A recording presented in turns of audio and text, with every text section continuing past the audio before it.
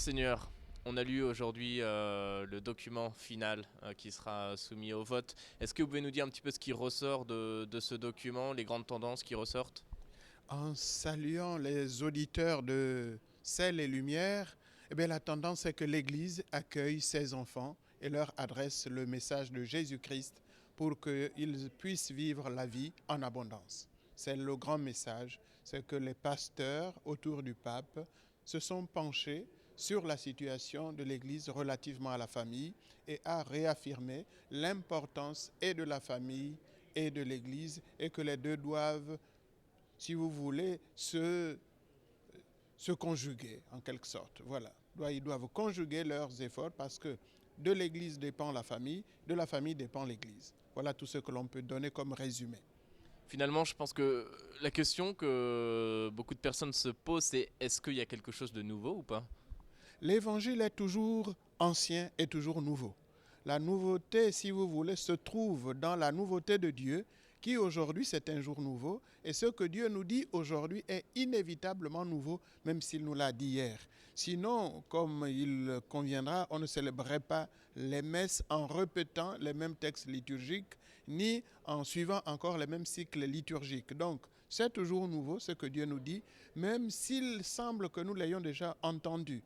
Lorsqu'on a un cœur ouvert, tout ce que Dieu nous dit est nouveau.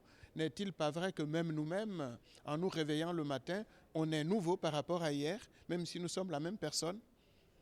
Vous avez été nommé par le pape pour écrire ce document final avec la commission. Est-ce que c'est une responsabilité pesante ou pas? Écoutez, tout appel de Dieu, c'est toujours une responsabilité, c'est toujours une vocation à laquelle on doit répondre avec responsabilité, mais surtout avec humilité. C'est un choix que Dieu fait selon, si vous voulez, son cœur, selon son amour, et humblement on répond et on collabore. Comment est-ce qu'on rédige comme ça un message unique mais qui doit prendre en compte les différentes sensibilités, les différentes problématiques qui sont nombreuses? Écoutez, nous, c'est très très simple si vous voulez. On avait un instrument de travail qui s'appelle Instrumentum Laboris et il y a eu les interventions des pairs et il y a eu d'abord un premier jet. Outre les interventions des pairs, j'allais oublier, il y a eu ce qu'on appelle des maudits, c'est-à-dire des interventions écrites, des petites propositions écrites de modification, d'ajout, de suppression du premier texte qu'ils avaient. Et par rapport à cela, on avait de la matière qu'on a dû étudier, qu'on a dû trier pour essayer de la mettre ensemble.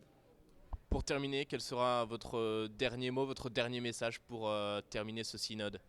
Le dernier mot pour terminer ce synode, c'est que Dieu nous aime tous et il veut que nous l'aimions. Et plus nous aimerons Dieu, plus nous découvrirons son amour et plus nous serons heureux et avec la joie d'être toujours enfants de Dieu et de l'Église.